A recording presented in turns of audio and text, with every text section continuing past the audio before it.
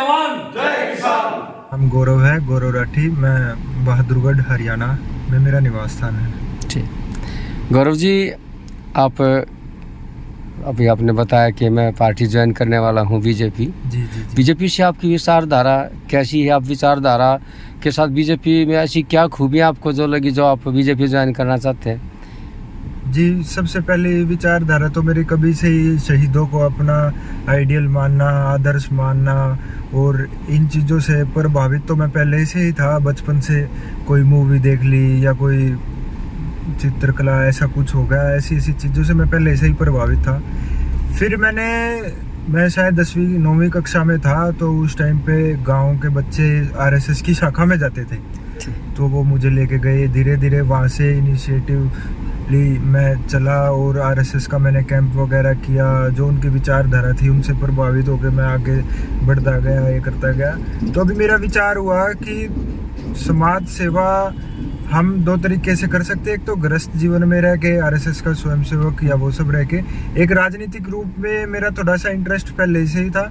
तो ऐसे मैंने पार्टी, तो अगर हमें राजनीति करनी है तो किसी ना किसी तो संगठन से जुड़ना ही पड़ेगा राजनीतिक रूप से। तो मैंने अपनी विचारधारा के हिसाब से राष्ट्रीय हित की पार्टी जो राष्ट्र के लिए काम करती है, जहां मेरी विचारधारा मिली वो मेरे को भाजपा लगी। इस वजह से मैं भाजपा से जुड़ने के लिए सोच रहा हूँ। गौरव जी, क्या कोई परिवार में कोई राजनीतिक पार्टी में है?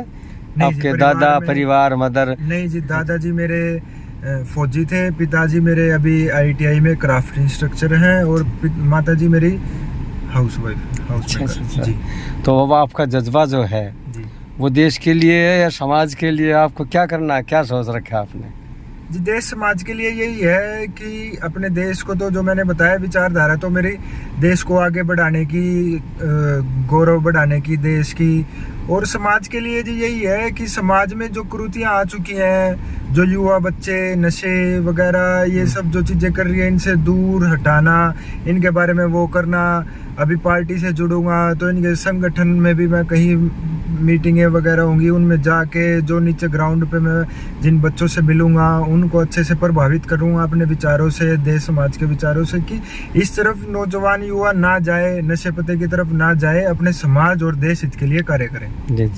और कुछ सामाजिक कार्य किए हैं गौरव जी आपने?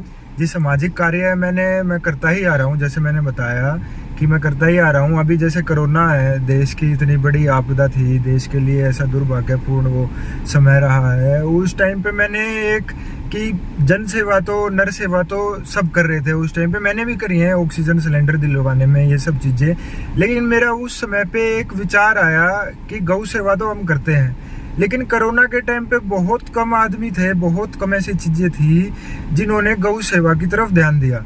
तो मैंने ज़्यादातर जितनी गौशाला वगैरह थी वहाँ मैं गया हूँ, गौ सेवा की है, उनको खाने पीने का चारा वगैरह उनका ध्यान रखने में ये सब चीज़ें जी की मैंने।